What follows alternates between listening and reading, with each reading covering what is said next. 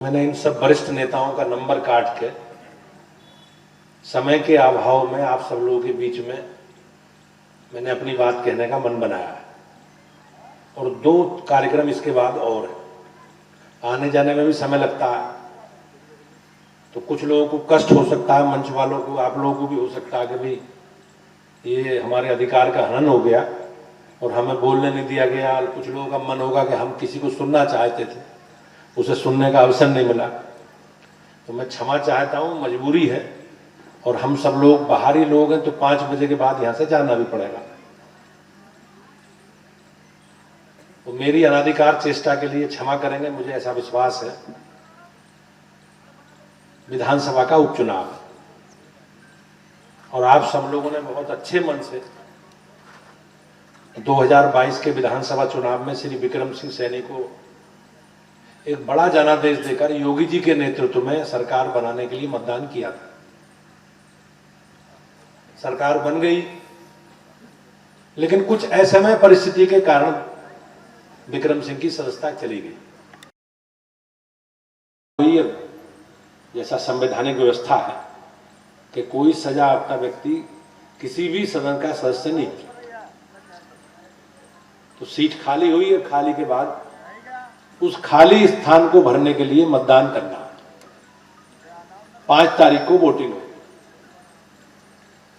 Bharatiya Janata party ने उनकी पत्नी को प्रत्याशी बनाया है। भाइयों बहनों, बहुत लंबे विषय हैं, लेकिन आप सबका आशीर्वाद इसने भाजपा को, हम सब लोगों को मिलता रहा। उसी विषय को एक बार पुनः निवेदन करने हम सब लोग, मंच पर बैठे लोग, आप सब लोगों के बीच में आए। ये किसानों का क्षेत्र है, सभी लोग हम खेती से जुड़े लोग हैं और हमारे प्रश्न भी सरकारों से अलग अलग समय पर रहे। लेकिन भाइयों बहनों, सरकार ने, योगी जी की सरकार ने, मोदी जी की सरकार ने पिछले लगभग 4.5, 5.5, पौने 6 वर्षों में किसानों से जुड़े विषय हों, चाहे व्यापारियों से जुड़े विषय हों, चाहे युवाओं से जुड़े विषय हों, अलग अलग क्षेत्रों से जुड़े जितने भी लोग हैं सेक्टरों से, उनके सबके लिए सरकारों ने बहुत अच्छे काम किए। लेकिन लोकतंत्र में सबको अपनी बात कहने का अधिकार है, हमें भी अपनी बात कहने का अधिकार है और उस पर निर्णय आप लोगों को करना।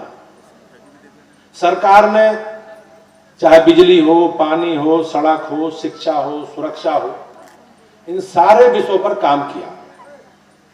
आप देखते होंगे 2014 से पहले केंद्र में भाजपा की सरकार नहीं थी, तो कांग्रेस की सरकार थी। रोज भ्रष्टाचार से जुड़े विषय और न्यायालय के आदेश पर रोज कोई ना कोई नई जांच होती थी और कांग्रेस के कोई ना कोई वरिष्ठ मंत्री, पदाधिकारी घोटालों की जद में आते थे, उनका नाम आता था, लोग जेल जाते थे।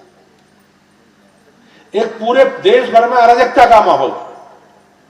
लेकिन 2014 में सरकार बनने के बाद भाइयों बहनों, कोई भी, एक भी ऐसा कोई घोटाला नहीं आया जिसमें सरकारी पदों पर बैठे लोगों की संलिप्तता पाई गई। सरकार में शामिल लोगों की आई, एक भी ऐसी घटना नहीं। 2014 के बाद, केंद्र के बाद राज्यों में सरकार बनी, योगी जी मुख्यमंत्री बने। हम लोगों ने जो जो विषय अपने घोषणा पत्रों में कहे थे, चाहे बिजली हो, पानी हो, सड़क हो, शिक्षा हो, स्वास्थ्य हो, सुरक्षा हो, सरकार ने सब पर काम किया। किस प्रकार की अराजकता होती थी, गुंडागर्दी, गांव में हम सब लोगों के लिए जीवन दूभर हो गया था। हमारी माताओं की, बहनों की, बच्चों की सुरक्षा से जुड़े विषय होते। घर से कोई बेटी बहू निकलती थी, हम लोग तनाव में रहते थे शाम को, और ये भगवान से प्रार्थना करते थे कि हमारे परिवार के लोग, हमारी माताएं बहनें सुरक्षित घर को। ऐसा नहीं है कि सरकारों के समय ये सब विषय समाप्त हो जाते, लेकिन योगी जी के नेतृत्व में सरकार ने इस पर बेहतर काम किया। कानून व्यवस्था को सुधारने का काम और कानून व्यवस्था को लेकर बेहतरी के लिए काम सरकार ने किया। उस समय अपराध होते थे, लेकिन दुखद घटनाक्रम ये है कि सरकारें अपराधियों के साथ खड़ी होती थी। आपने देखा मुजफ्फरनगर में विवाद हुए, कवाल कांड की घटना हुई, सबके लिए कष्टदायक है। लेकिन बड़ा कष्टदायक यह है कि सरकार उनके संरक्षण में खड़ी रही, सरकार दंगाइयों के साथ खड़ी रही। हम लोग बड़ा जानमाल का नुकसान हम लोगों को हुआ, लेकिन सरकार को प्रभावी कार्रवाई करने के बजाय सरकार दंगाइयों के साथ, उपद्रव करने वाले लोगों के साथ खड़ी रही। और हमारे ही लोग, जो लोग पीड़ित थे, जो इस घटनाक्रम से प्रभावित थे, उन्हीं के खिलाफ मुकदमे।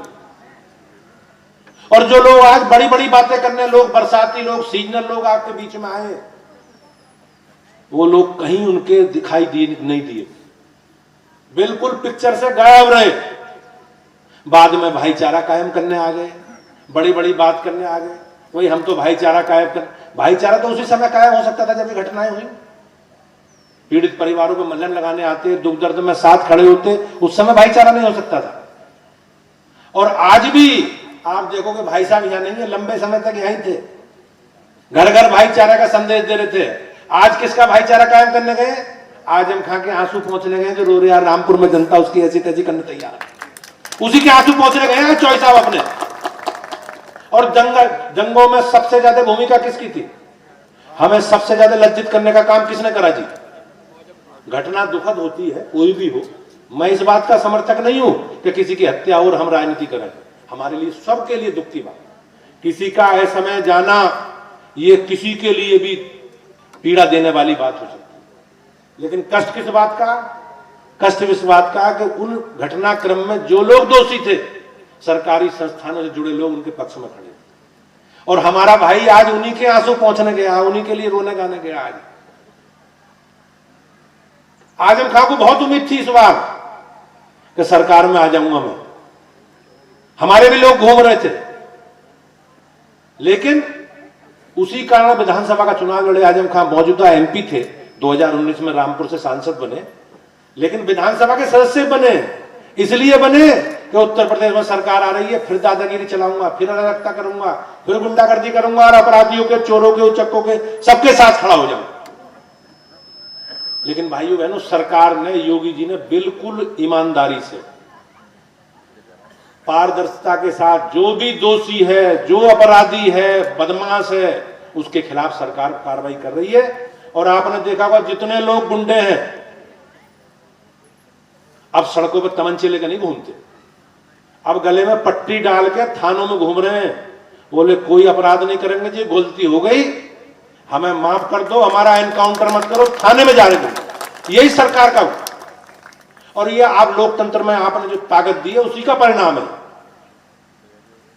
चौई साहब हमारे नेता थे, चरण सिंह जी का सब सम्मान, सब करते हैं जी, हम भी करते हैं, ऐसा थोड़ी हम नहीं करते, लेकिन हमारे कुछ विषयों पर मतभेद, और उसमें से यह भी मतभेद है, मदन भैया का इतिहास किसे पता नहीं है जी, आप जानकारी करो।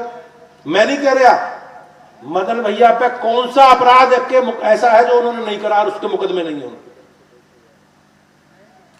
चौई साहब ने कभी भी किसी राजनीति का अपराधीकरण नहीं होने दिया। कोई चोर, चक्का, बदमाश, माफिया कभी लोक दल के सिंबल से चौई साहब की जानकारी में चुनाव लड़ा हो, ऐसा नहीं है जी, आप उठा लो इतिहास। और मदन भैया के खिलाफ कौन सा अपराध ऐसा नहीं हो, अब तो सब नेट पे मौजूद है, और लोनी के लोग भी हमारे मौजूद हैं, आप जानकारी कर लो उनसे। और लोनी कोई विदेश में थोड़ी है जी, हमारे सब हमारे संबंधी है, हमारे लोग हैं, सब जानकारी कर लो। आप क्या आज क्या स्थिति है जी, हम लोग उसी लाइन पे चल रहे हैं। लोग चर्चा कर रहे हैं साहब विक्रम सिंह अपराधी है, दोषी है। काय का दोषी है जी? विक्रम को चोरी डकैती में थोड़ी जेल गया विक्रम, अगर गया हो तो मुझे बताओ आप।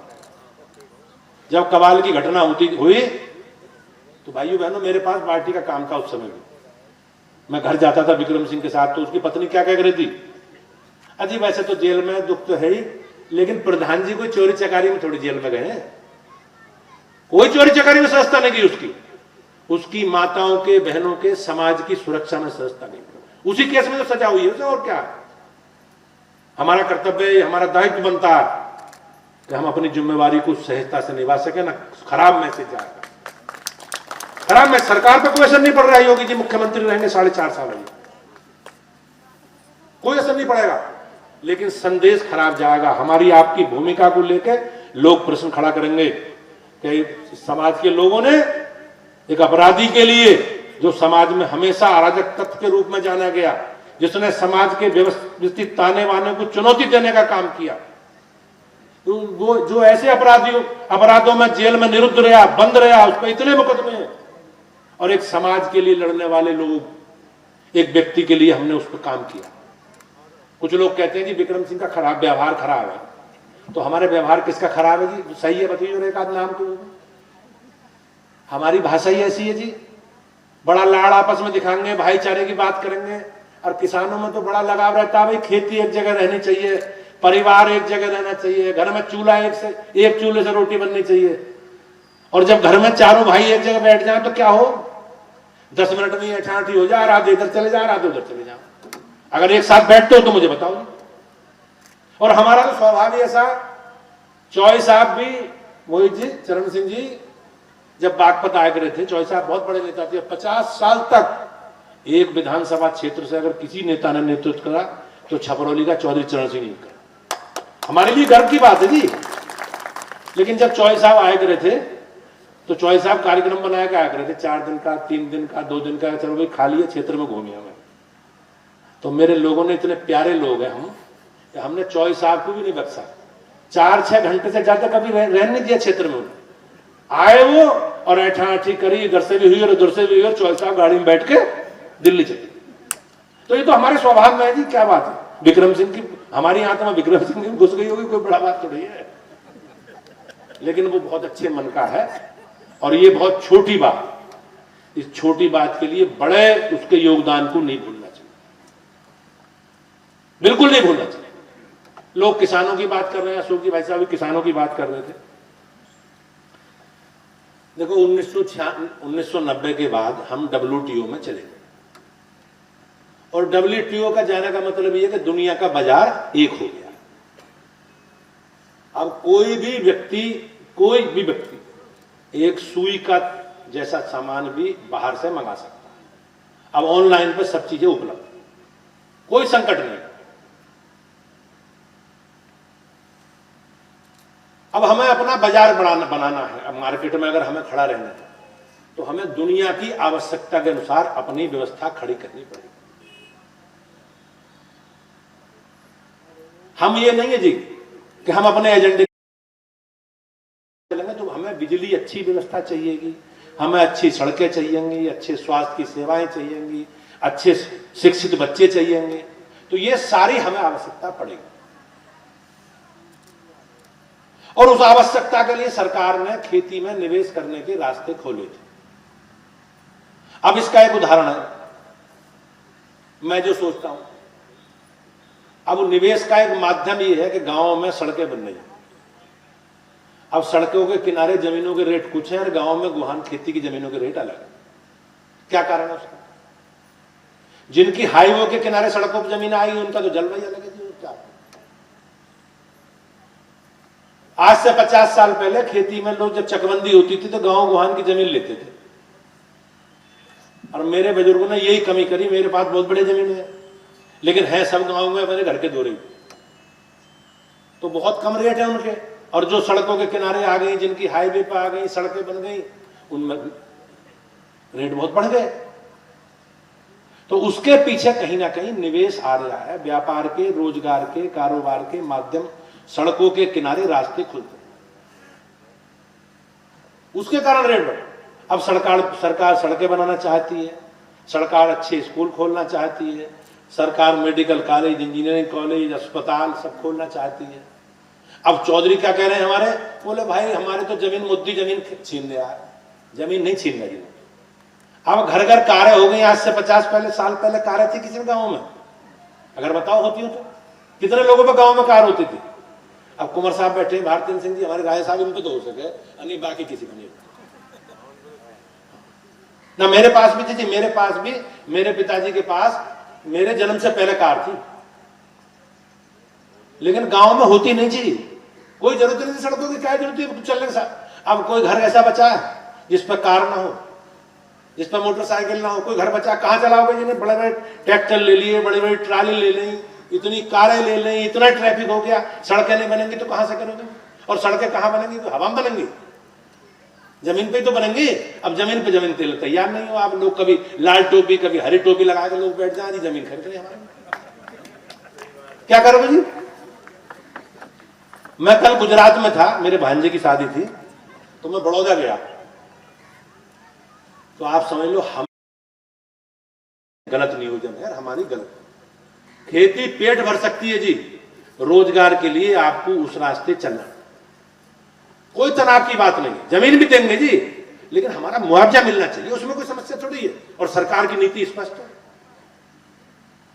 अब ये बैठे नोएडा के, खड़ा हो गए अमित, कहां है? ये नोएडा का जिला पंचायत का अध्यक्ष है, ठीक है जी। अब जितने गांव की, पूरे गांव की संपत्ति होगी इतनी इसकी अकेली की है, अकेली की है इसकी। ऐसी भी जो सड़क पर बोल ढोड़े हैं, ऐसे भी जो बेच खोज कर अपनी सड़क पर अपना मजदूरी कर रहे हैं, ऐसे इतनी सड़कें चाहिए, जमीन भी चाहिए, लेकिन रोजगार के साधन चाहिए। और रोजगार के साधन निवेश करके, खेती में कोई ना कोई निवेश होगा, खेती के अनुरूप उद्योग बनेंगे, उसी आधार पर हम लोग आगे बढ़ सकते हैं। तो मेरा सब लोगों से निवेदन है, बहुत लंबा समय हो गया, बहुत कभी फिर बात करेंगे, कि आने वाले 5 तारीख को सभी लोगों को मिलकर भारतीय जनता पार्टी के पक्ष में मतदान करें, ऐसा मेरा निवेदन है।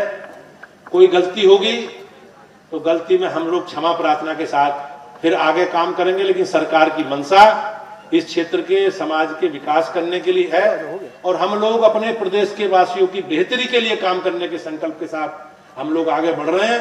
मैं आप सबकी उपस्थिति के लिए धन्यवाद करता हूं। आज कई जगह मुझे जाना,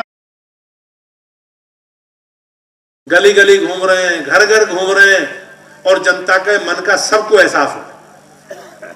तो निश्चित रूप से इस प्रकार से अराजकता करने वालों, भ्रष्टाचारियों के खिलाफ, जमीनों पर कब्जा करने वाले लोगों के खिलाफ, आतंक उपद्रवियों के साथ खड़े रहे हमेशा, उन्हें जवाब देने का अवसर है। आने वाले 5 तारीख को संकल्पित होकर हम सब, थोड़ी मोड़ी कमी रही होगी, निश्चित रूप से उसे सुधारेंगे, आगे आप लोगों को ऐसा अवसर नहीं देंगे।